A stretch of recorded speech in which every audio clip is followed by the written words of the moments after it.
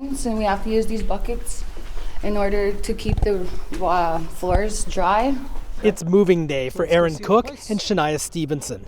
This young Peguis couple isn't getting a dream home, but this empty room in a makeshift homeless shelter. I talked to housing to that. They said they were going to give me a bed. This is a condemned former school. The roof is leaking and there's mold on some of the panels. Yet, because the housing situation is so acute at Peguis, it's being used as a homeless shelter. Right now, 8 people are living here. The conditions are less than ideal for Shania Stevenson.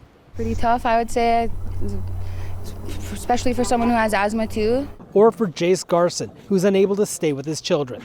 I can't bring my kids and all that here because it's condemned in here. The conditions in many Peguis homes aren't much better.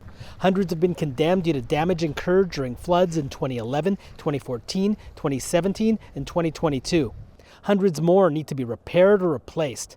The shortage of adequate housing means 784 Peguis residents displaced during those floods cannot return home because there's nowhere for them to live.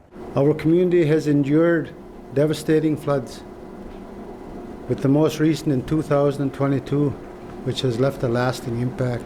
Peguis Chief Stan Bird filed a $1 billion flood damages lawsuit last week against the federal and provincial governments and 2 municipalities upstream.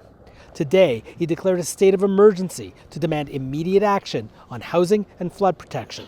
When we look at other countries, for example, when an event of a catastrophic nature happens, there's some form of intervention. Young people aren't the only ones affected at Peguis.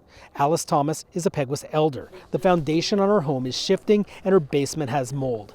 She said she hopes she can get a new house on a high ridgeline so she won't have to spend any more time living in Winnipeg hotels during future floods. The last time we flooded, I was moved 5 times in 1 month. Thomas says it's hard living in hotel rooms. It was chaos. Every time I was settled in my room, I had to move. Chief Bird says the housing shortage has had spin-offs, including a spike in mental health crises and domestic violence.